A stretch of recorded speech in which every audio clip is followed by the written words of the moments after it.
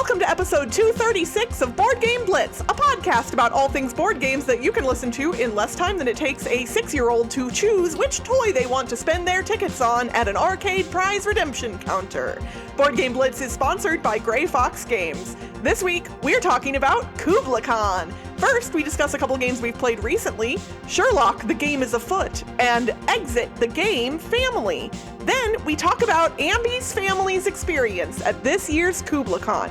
And now, here are your hosts, Ambie and Crystal, with special guests, Kevin the Vampire and Elphaba. Roy. One quick announcement before we hop into the main episode, and that is that this episode is our 9th anniversary of the podcast. Yay! Woohoo! Happy anniversary! Happy anniversary, Ambie! Happy anniversary! This is one of those things that, like, my brain always is weird about, because your 9th anniversary means you've already been doing the thing for 9 years. Mm-hmm. So we are entering the 10th year of the podcast right now, which is bananas. Yeah.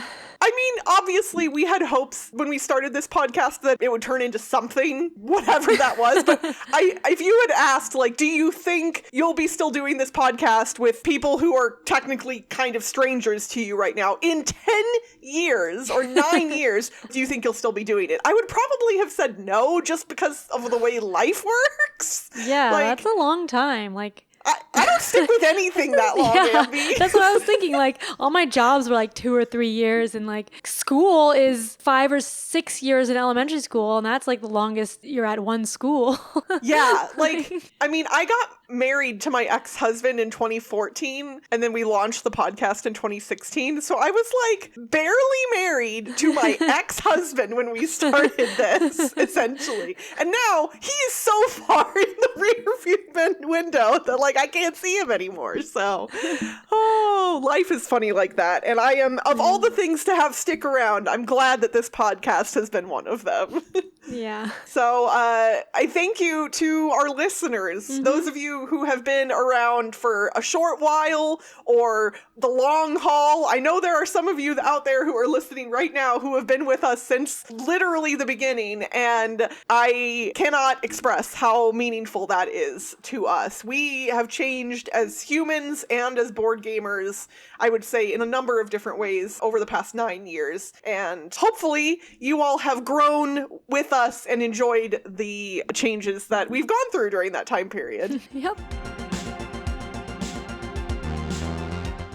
Recently, I got a review copy of Sherlock, the game is Afoot. This is published by Indie Boards and Cards, designed by Jason Hager and Darren Reckner. I like the title. That's nice. This is a deduction game for 2 to 5 players. It says 45 minutes. So the way the game works is it's like a basic deduction game, kind of like Clue. Everyone gets a notepad. You have a board that you're moving around on. So on your turn, you can move a space on the board if you want to, but the board is like different nodes connected. So it's not like a grid board or anything. And then there's tokens that appear on different spots on the board. So the deck of cards that you're trying to guess, there's cards 2 through ace, kind of. I think it is exactly 2 through ace, but it's not a playing deck. It's not a suit. It's just like the numbers 2 through ace, and those are the cards. And so like you'll have a hand of 2 or 3 cards or something, and then there's one card that you're trying to guess, and there are some cards that no one has. So on your turn, you move a space on the board if you want to, or you can stay where you are, and then there's a token that comes out, and then the tokens have those same numbers, and the spaces on the boards are also the same numbers, 2 through ace. And so the tokens allow you to do a special power on that space. So you can either do a special power on a space that has a token if you're on that space, or you can ask someone a question. And the questions you ask can be like any yes or no question. It can be a complex question like, do you have an even number, or do you have a face card or something? Like, you can even string together a bunch of stuff, but like everyone hears the question and the answer, and you're asking one person, okay, do you have a 2, 4, or 6 or whatever? And then everyone takes notes. And so they have these little notepads. It does not come with player shields. I feel like it needs player shields to like cover up the notepad, so when you're writing down, you can cover up what other people see. So we ended up using like the box lid and then a couple of other game boxes in those lids.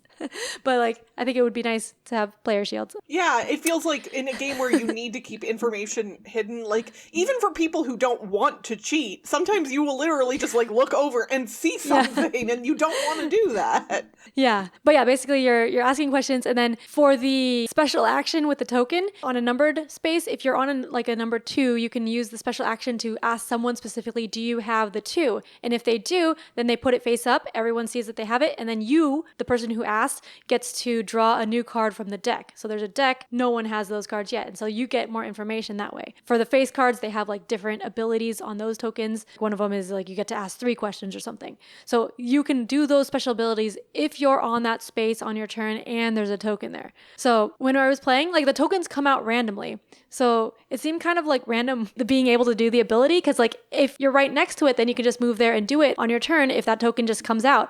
But like if you're across the board and then the token comes out across the board and then like you can't do it. So it's just whoever was next to the token gets lucky and was able to do that. And like that's what gets people more cards. So like in our game, one person got pretty lucky and was able to get like 4 cards and everyone else got nothing. Oh, wow. And so, yeah, I didn't really like that. The concept of being able to ask complex questions also I thought was interesting, but in practice, it didn't work that well for us because first of all, it's hard to take notes on complex questions. Like you have like a little note sheet that's not very big. It's like smaller than an index card. And then like, how are you supposed to take notes on complex questions that if they have a lot of parts? And then also like being able to answer it, you would have to answer truthfully. And so like if someone messes up, it's a lot easier to mess up if it's like a something or something and a complex thing than if like just do you have a 2 or something? So in our game, Toby just ended up asking like, do you have a 2 or a 4 or a 6? And then the next question, okay, do you have a 4 or a 6? Like, so we're like, okay. I think I would like to retract my prior statement about liking the name of the game, because the name of the game is far more interesting than what you've described. What is Sherlock about this at all? Oh yeah, the theme isn't that yeah, like there are player ability cards that you can play as an advanced variant. So there's a variant where each person can get a player, and so like there's a Sherlock player and there's a Moriarty player where like you can lie once or something. We didn't play with those, and that seemed like it would make it even more complicated, and I don't know how you would do note taking for that. But I wanted to like this game, but I didn't. And because like I like deduction games, and so but then I keep saying I like deduction games and then getting disappointed by deduction games. I mean, so, like maybe I don't like I think that. it's a genre that's hard to get right. You know, it's not, especially because deduction, everybody's brains works differently, and then each game has a difficulty level. Well, you know, it's hard to quantify what those really are, but to make a game accessible or approachable for a wide amount of people, it usually needs to be easier mechanically, but then it feels like from what you're describing, they've added in complexity in other ways that are just kind of bogging down the game, maybe. Yeah. The complex questions, that would be group dependent. So like you don't have to ask complex questions. You can ask whatever you want, it says. So yeah. And then like, I guess moving around the board, that makes it so that it's not just pure deduction, but I prefer pure deduction. So that's why it's not for me. Yeah, it's hard to make a good deduction game nowadays, so. Yeah. But yeah, that was Sherlock. The game is Afoot. All right. Well, the game I am talking about today, I recently got to play with my sister and my nephew. So shout out to them, my sister Ashley and my nephew Leo. I actually gifted Leo for his 6th birthday some escape room games made for kids and families. And while I was visiting recently, I got to play Exit the Game Family 2 Escape Adventures. That's the full title. It's a little bit much. I haven't played this one, so I'm excited. Yeah, so Exit the Game Family comes with a couple of different adventures in the box. It is not the small box exits like you would expect from the normal series. It is a larger box. It says it's made for ages 8 and up and for 2 to 4 players, although obviously you could, you know, the player count could be fudged pretty much however you want on this one. The one that we played specifically was the Mystery at Meanstone Manor, which is an adventure about animals have been disappearing all over town. And so you are part of the heroes, and the heroes are going to try and solve the mystery and figure out where all the missing animals have been. Obviously, I'm not going to get into a lot of the details for spoiler reasons, but I want to go over kind of how Exit the Game family operates in comparison to regular Exit games, because we've discussed those a lot. Similar to regular Exit games, there is a puzzle wheel that you utilize when solving puzzles. It is a relatively simple one compared to some of the other Exit games. It's based on color on the outside of the wheel, and then there's numbers on the different rings, and then they reveal symbols, and the symbols are all different shapes: triangles, squares, circles, things like that. So all of the parts of the wheel are easy to recognize for a kid. So even though this is a family-themed adventure, a kid could operate the wheel. Then what's neat about the symbols that you get is at the beginning of the game, you lay out a number of the adventure cards on the table, and those all have 3 symbols at the top of them, and those are how you move forward when you solve puzzles. Is each puzzle in the game is related to a specific color, and those are the colors on the outside of the wheel, and you know which puzzle you're solving. Like you know the cards are purple, this is the purple puzzle, and then when you input the thing on the wheel, it will tell you which color or which adventure card to go to next based on which symbols show up if you get it right. The back of the wheel shows you an X if you get it wrong, and it shows you the color of the puzzle you're working on if you get it right. So it's a little simpler and more clear than regular Exit games, I think, in that regard, but it definitely is not something that I would say young kids or even like kids around my nephew's age would be able to do on their own. This is definitely one that I think having a parent or an old, like maybe a teenager involved with is probably essential, because there is a little bit of going from, okay, we solved this puzzle, which revealed that thing, so now we need that card, which gets us these other cards. So yeah, the puzzle wheel stuff is similar. The cards are labeled with letters, similarly to how other Exit games are. And then the mechanics of the game and the puzzles themselves, like I said, I'm not going to give away spoilers, but they are definitely geared toward things that a kid would be able to do. So there are things involving matching and simple math and being able to like spot things in a large picture, color matching, like the color wheel was involved at one point. So it's all things that my nephew could do with guidance. So basically when we would get to a puzzle, we would say, oh, okay, so if it tells us that and we combine those 2 things, what does that mean? And he was able to answer pretty much every question. Like he was able to solve the puzzles as long as we were presenting them to him. But I don't think he could have gotten this box out and played it on his own in any way, shape, or form. He would have not been able to navigate the piles of cards and all of that stuff at his age. He just turned 6 a couple of months ago. So, but yeah, we had a lot of fun. The one teeny spoiler I'll give is there's a karate cat in this game, and we thought that the karate cat was very cool. My nephew definitely enjoyed the karate cat. And yeah, when you finish the first adventure, it then unlocks the next one. So we didn't get a chance to play the second one, but it really was quite fun. Like we had a good time doing it, and it was really, really neat to see my nephew solving puzzles. He wanted to play this with me since I was the one who gifted it to him. Aww. And I'm really glad that I got to try it out. I think this one is pretty neat. Most of the puzzles in this game, even though it says that it's for ages 8+, I would say that the solutions to the puzzles were definitely simple enough that my 6-year-old nephew was like, oh, that's easy. So it's one of those things where if the kids wanted to play it by themselves, they would need to be a little older. But if you're playing it with a family, you could play with like 5 and 6-year-olds easily with guidance. I think that it's, yeah, I know you get this. All right, I'm getting it soon. Yeah, it was very cute, and yeah, I really enjoyed it quite a bit. And similarly to other Exit games, there are some little neat components in there as well. The final puzzle has the most unique component in the game, and it is pictured if you look at like the back of the box. So I guess it wouldn't be a spoiler to mention it, but it involves wooden pegs, and it's a clever little puzzle in how it is solved and then what it does. I enjoyed it quite a bit. I'm really glad I got to play this one. Cool. I'm excited to play it when I get it. I'm excited to hear your thoughts on it.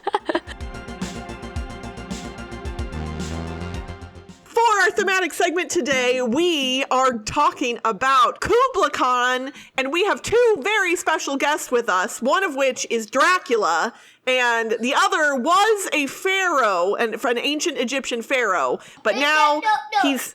Elphaba. He's Elphaba. Okay, so we have Dracula and Elphaba here to tell us about their experience at KublaCon. Okay, so Dracula. Dracula.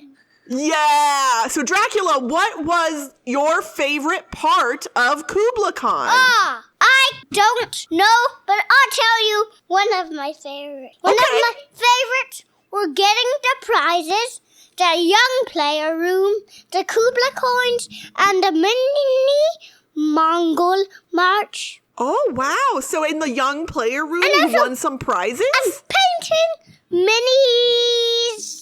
Painting minis? That sounds like a lot of fun. The food. The food was good too? Oh, and have you been to KublaCon before? I've never been there before. And there's like a kid dressed up as like a crow or something. It was a big kid. Which, can you show you what I mean by the owl? Another attendee was dressed up, like, had that, like, vulture death mask thing on. Oh, yeah. And, like, a cowl on. So I guess that was one of his favorite parts of the convention. She's talking cool. about. I do know what you're talking about. Okay, so show me a picture of it. So KublaCon, I don't know if any other conventions that I've been to have this, but there's like a young player room. They have children's badges that are $50 versus like the 100 something for adults. And then there's a young player room where there's lots of kids games and kids activities, and they had scheduled events like specifically for kids. So there was like crafts and games that you could sign up for, and they had there'd be like a coloring contest. Oh yeah. Who has the best, art? Yeah, so there was a coloring contest every day. Art would win. And so they had prizes, Kubla coins, that were like 3D printed little coins, and that they had a little lanyard. And the coins have a hole in it, so you put it in the lanyard so they don't get lost. But they could spend those coins for prizes. And so, like, they got a mask and a cape. Like, they had different prizes, and my kids ended up getting costume stuff. Oh, I can show you my cape. Yeah, they had, like, some games as prizes or, like, little trinkets and stuff. Some 3D printed dragons and stuff costing different amounts. So the kids could do stuff like that. Elphaba, what was your favorite part of KublaCon? I have no idea. I have lots of favorite parts. Okay, tell me about all of your favorite parts. But there's a lot. Okay. There might be too many. Well, then you name a few of them. Okay. The kids' room. That sounds like a good one. Yeah, and I even liked painting minis. Yeah? Did you paint some minis? And I liked playing the games. Which game was your favorite? A witch game. A witch game? That game was called Magic Mountain. It actually won the Kinderspiel a while ago. Ooh. But it had marbles, right? And witches? Yes, like me. I like games Like with marbles you, yes. in them. Dracula, do you also like the witch game? Oh yeah, it has wizards too. It has wizards too? So, this is one prize that I got from the young mask? player room. And Ooh, this for our audio listeners, he's showing a very cool purple mask and a pirate vest. that I got from the young players room. So for audio listeners, awesome. he's showing a pirate vest. Yeah, if anybody's not watching / listening on YouTube, you should go over to YouTube because you're missing out on a lot of really awesome stuff right now. Oh my gosh, that vest is so cool. Wow.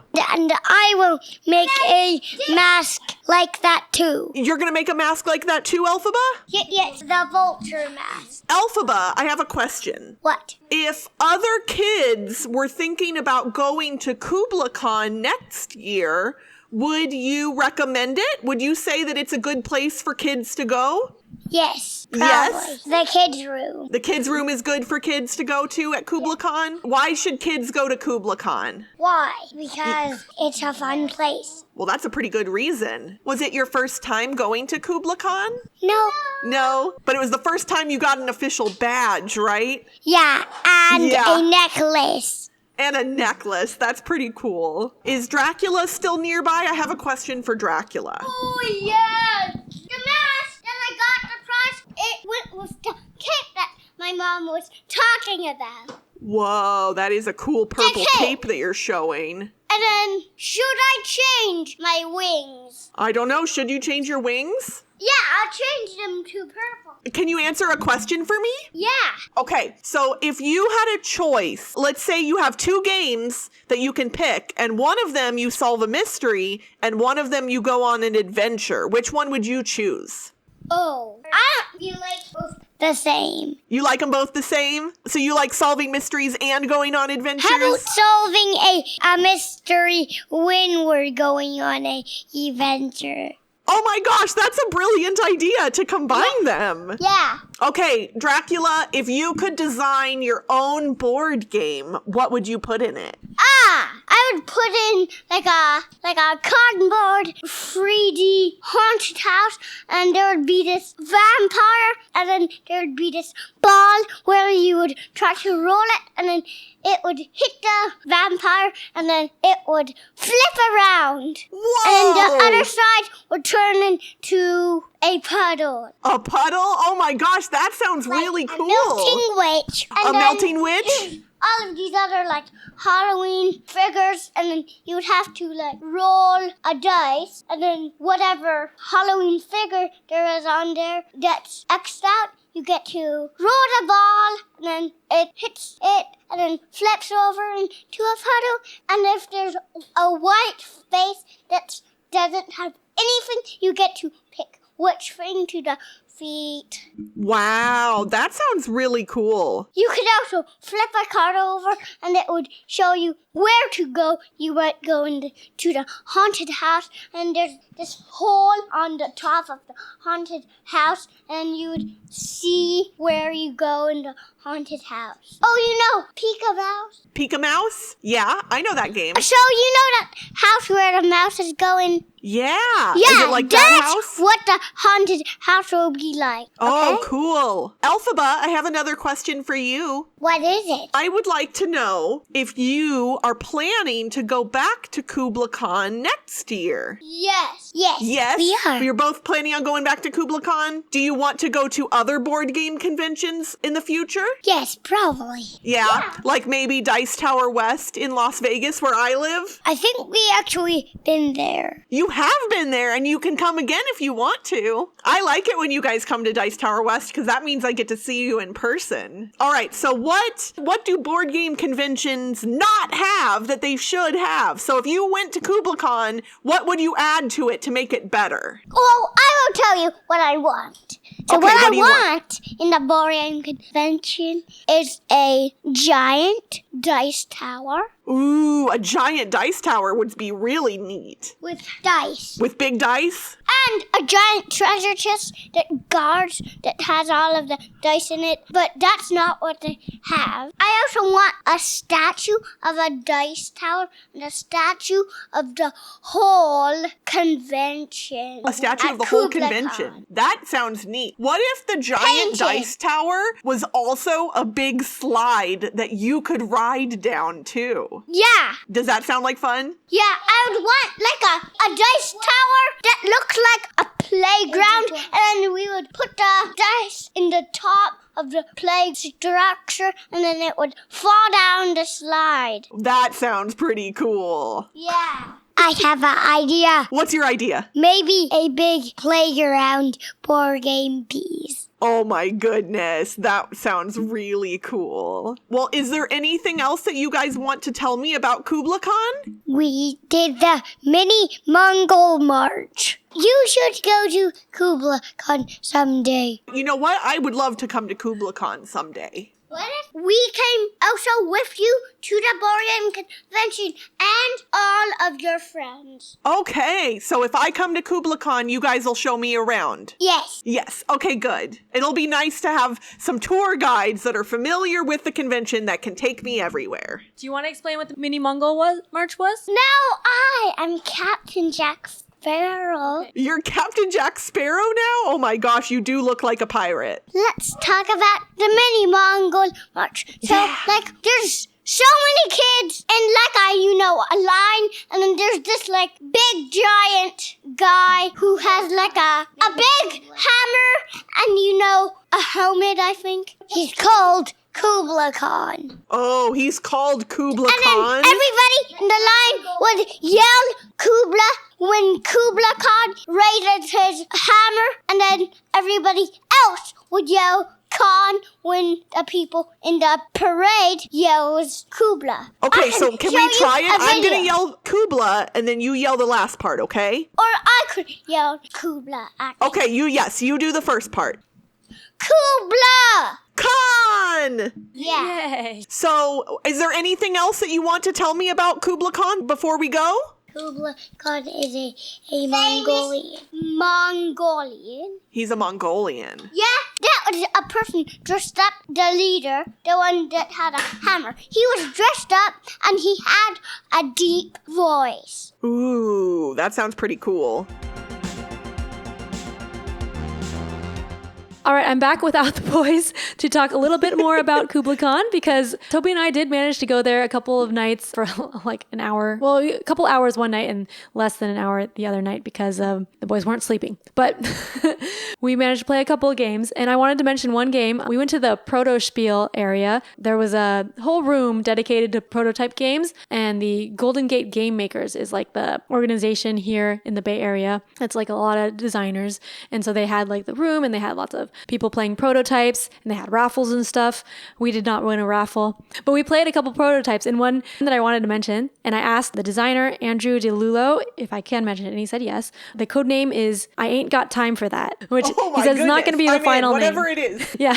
So it was a 5-minute game. This was basically like WarioWare, but in a board game form. It like had the feel of WarioWare. It's like a bunch of mini games. So it was a deck of cards, and each card was its own mini game, and it had different components like dice and tokens and a meeple. And so each card on the back, it'll say like, you need 4 dice, or you need just yourself or something, or you need everyone playing at the table. And so you take turns flipping cards over. It's a cooperative game, and you're trying to complete as many of the cards as possible in 5 minutes. And so you flip a card over, and it'll say like, put the dice on this card and like follow this maze without touching the dice. And so you have to like kind of, it's a dexterity, like sliding the dice along the card or something. Or there's like a flicking thing, or like stack up the dice like this, or the tokens, or like lots of different mini games. And we're just doing this, and it was a lot of fun. It sounds fun. And like, yeah, it had the feel of WarioWare. I love WarioWare. I think it's an underrated Nintendo series for sure. Yeah. I remember playing WarioWare on the Wii back in college, and I still have photos on my Facebook of me and my friends doing the like poses together from the original like Well, I don't think it was the original. It was like the second WarioWare game. Yeah, I think there was a know. mobile one too, but I don't know. You said WarioWare, and I was like, whatever it is, I'm in.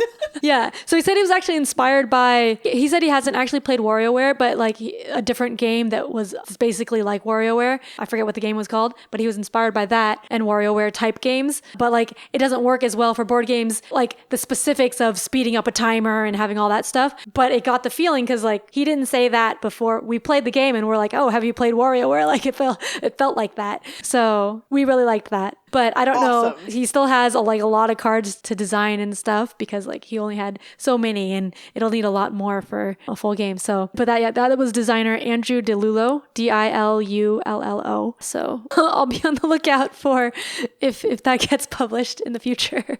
Me too. Yeah, and other things at KublaCon, I ran into Willie, Gameritis guy, who is in our Discord. He also has a podcast with his daughter called Board Games in Blank, but he gave me this dice tray.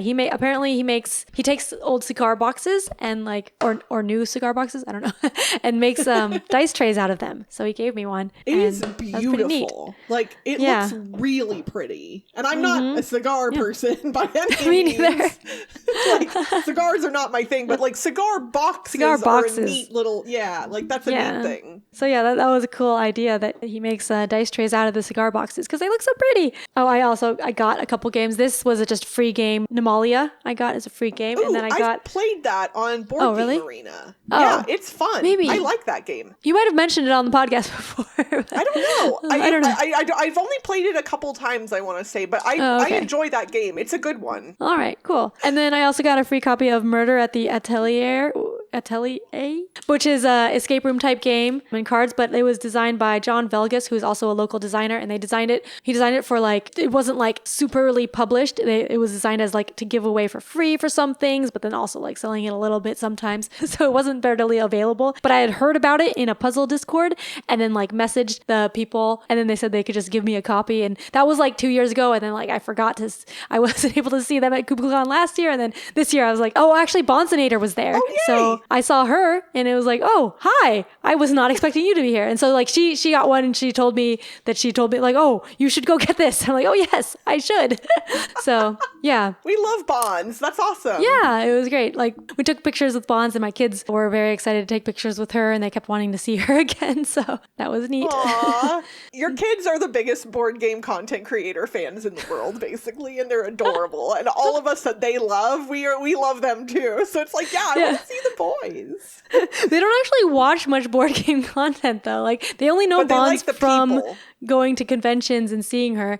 And then they know the other people from my music videos. Oh, and speaking of which, I filmed some B-roll at KublaCon for a music video that I'm making on my other channel because I haven't made a music video in a long time. So like I'm going to do like a vlog style music video because that's easier than doing like a full-blown music video. So if you want to see like some of the stuff I did vlog style, some of it is not actually stuff I did because I had to get some B-roll of stuff that's based on the songs that I'm singing and I didn't actually play that many games. So I'm like taking B-roll of other people playing games. But yeah, you can see what KublaCon looks like in my latest song parody, One Short Day. Hooray! Which may or may not be out when the podcast is out. Yeah, and I was going to say maybe they'll get a sneak peek of what that might sound like in the very near future. Yeah, in the outro. Yeah, like at the end of this episode. So I guess we'll go to that now. And that's it for this week's Board Game Blitz. Visit our website, boardgameblitz.com, for more content and links. This episode was sponsored by Grey Fox Games. If you like 4X games, then you can get Last Light at greyfoxgames.com. There are limited deluxe editions available, so get it now. And if you want to buy games at greyfoxgames.com, you can get 10% off your entire cart, including exclusives, with the code BLITZ10 at checkout. You can join the Blitzketeer community on Discord for game nights, discussions, and more by following the link in the show notes. I'm a real vampire. Yeah. And I Okay, support the show by leaving us a rating and review on your podcast provider. And if you like us a lot and want to support us monetarily and get some cool perks, check out our Ko-fi at ko-fi.com/boardgameblitz today. Our theme song was composed by Andrew Morrow. Until next time. One short day in the board game convention. Bye, everyone. Bye, everyone. Bye. See you next time. Don't forget to subscribe. Well, we have another outro that we're going to do, okay? Yeah. You want to do the outro with Mommy? We didn't mean to say that. I did mean to say it. So, no, I wanted to. But don't forget to subscribe and thumbs up if you liked it, thumbs down if you didn't. Bye. Okay. See you next time. Thumbs up? Yes? Or thumbs down? Thumbs up, thumbs down. Okay, bye. See you next time.